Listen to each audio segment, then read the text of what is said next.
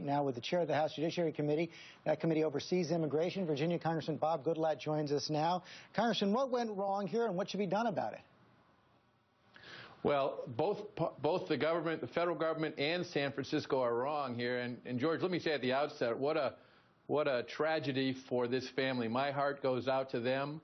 But quite frankly, the federal government, ICE, knows about San Francisco's sanctuary policy. It's a bad policy, but they know about it. Why did they ever turn him over to them when they could have deported him again, or they could have prosecuted him for illegally re-entering the country 4 times and sent him to prison? Either way, Kate Steinle would be safe. The fact of the matter is, San Francisco, why would they release somebody back onto their streets who's illegally in the United States and has committed 7 prior felonies when they could have contacted ICE and turned him back over to them for deportation?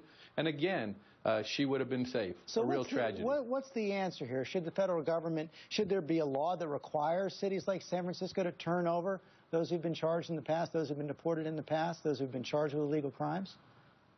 Well, that is the law, and that was the law, the policy regarding detainers, which is a law of the United States, was enforced by the Bush administration as being mandatory.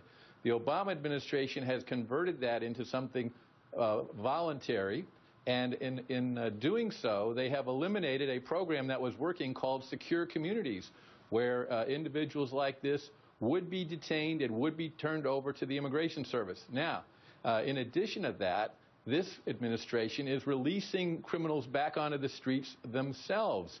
So there's fault to be borne by both. But as you know, the matter is the laws need to be enforced. The Obama administration points out that over the last 6 years, deportations of criminals are actually up 80%.